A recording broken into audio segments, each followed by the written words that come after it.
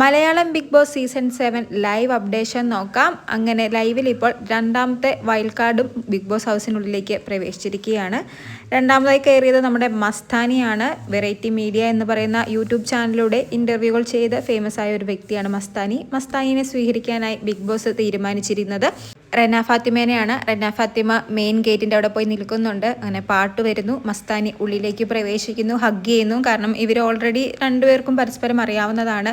പിന്നെ റെന ഫാത്തിമ വീട് ഫുള്ളും ചുറ്റി കാണിക്കുന്നു. ബിഗ് ബോസ് അറിയിച്ചതുപോലെ പിന്നീട് സ്റ്റോർ റൂമിലെത്തി റെനയ്ക്ക് ഇഷ്ടമുള്ള ഒരു ഗിഫ്റ്റ് മസ്താനിക്ക് നൽകുന്നു. എനിക്ക് തോന്നുന്നത് ജ്യൂസ് എന്തോ ആണ് കൊടുത്തത്.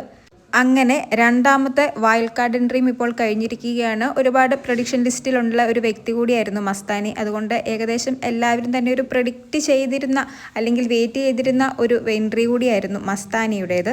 ഇനി ഇവരുടെ ഗെയിം എങ്ങനെ ഉണ്ടാകുമെന്ന് നമുക്ക് കാത്തിരുന്ന് കാണാം. കൂടുതൽ ലൈവ് അപ്ഡേറ്റ്സുമായി വീണ്ടും വരാം.